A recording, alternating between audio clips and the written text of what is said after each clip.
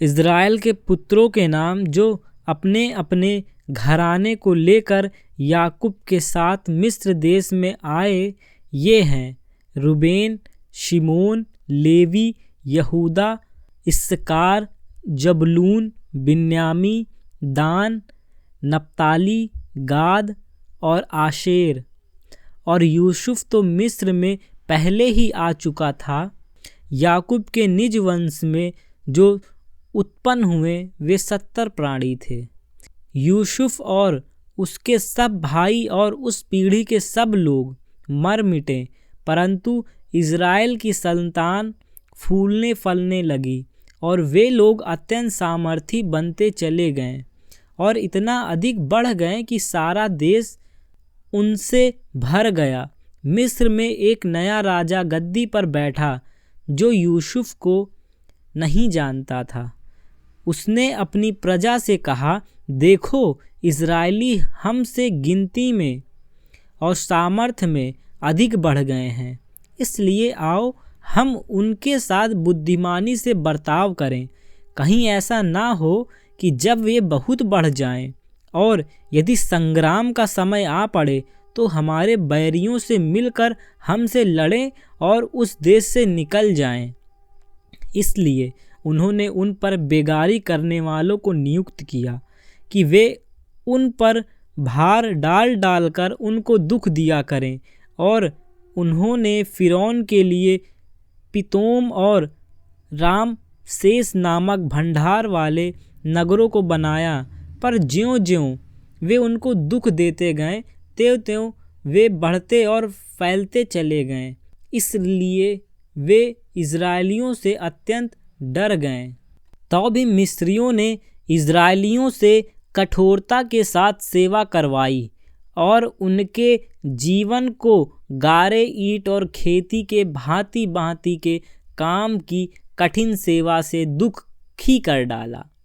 जिस किसी काम में वे उनसे सेवा करवाते थे उसमें वे कठोरता का व्यवहार करते थे। सिप्रा और पुआ नामक 2 इब्री दाइयों को मिस्र के राजा ने आज्ञा दी, जब तुम इब्री स्त्रियों को बच्चा उत्पन्न होने के प्रसव के पत्थरों पर बैठी देखो, तब यदि बेटा हो तो उसे मार डालना और बेटी हो तो जीवित रहने देना। परंतु वे दाइयाँ परमेश्वर का भय मानती थीं, इसलिए मिस्र के राजा की आज्ञा ना मानकर लड़कों को भी जीवित छोड़ देती थी। तब मिस्र के राजा ने उनको बुलाकर पूछा, तुम जो लड़कों को जीवित छोड़ देती हो तो ऐसा क्यों करती हो?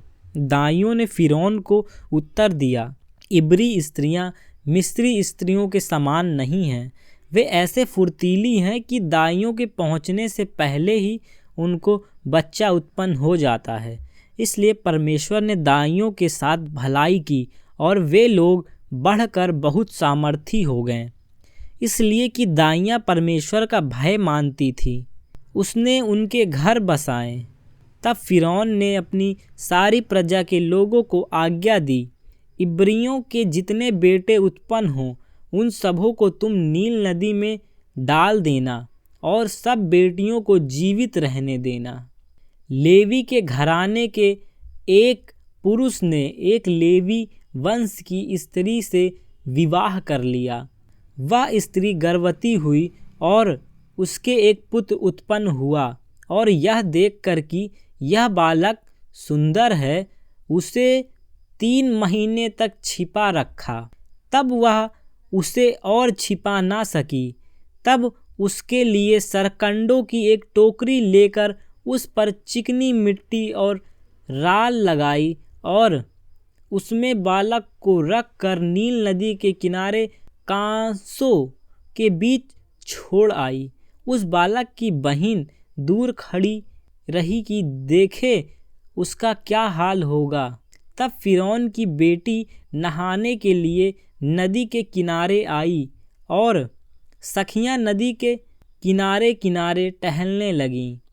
तब उसने कांसों के बीच टोकरी को देखकर अपनी दासी को उसे ले आने के लिए भेजा।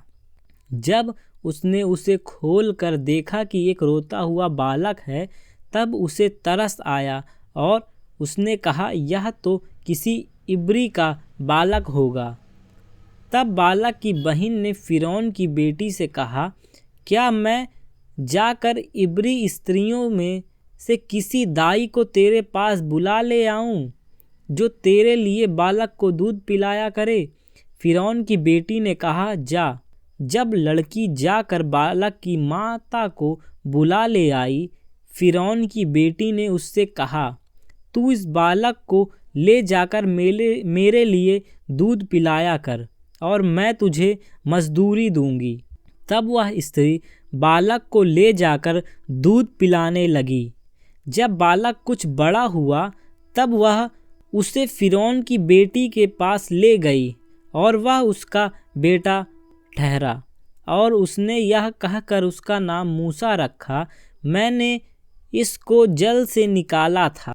ऐसा हुआ कि जब मूसा जवान हुआ और बाहर अपने भाई बंधुओं के पास जाकर उनके दुखों पर दृष्टि करने लगा, तब उसने देखा कि एक मिस्री जन उसके एक इब्री भाई को मार रहा है। उसने इधर उधर देखा कि कोई नहीं है, तो उस मिस्री को मार डाला और बालू में छिपा दिया। फिर दूसरे दिन बाहर जाकर उसने देखा कि 2 इब्री पुरुष आपस में मार पीट कर रहे हैं। उसने अपराधी से कहा, तू अपने भाई को क्यों मारता है? उसने कहा, किसने तुझे हम लोगों पर हाकिम और न्यायी ठहराया? जिस भांति तूने मिस्री को घात किया, क्या उसी भांति तू मुझे भी घात करना चाहता है? तब मूसा यह सोचकर डर गया, निश्चय यह बात खुल गई है। जब फिरौन ने यह बात सुनी, तब मूसा को घात करने की युक्ति की। तब मूसा फिरौन के सामने से भागा और मिघान देश में जाकर रहने लगा और वह एक कुएं के पास बैठ गया।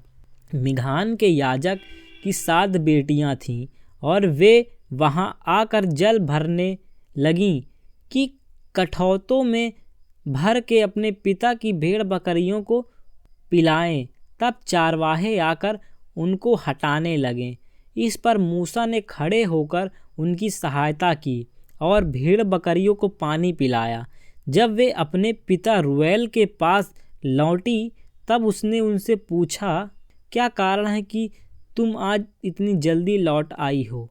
उन्होंने कहा, एक मिस्री पुरुष ने हमको चारवाहों के हाथ से छुड़ाया और हमारे लिए बहुत जल भर के भेड़ बकरियों को पिलाया।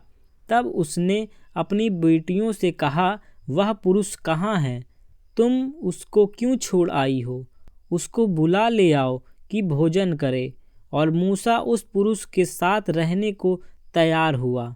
उसने उससे अपनी बेटी सुप्पोरा का विवाह कर दिया।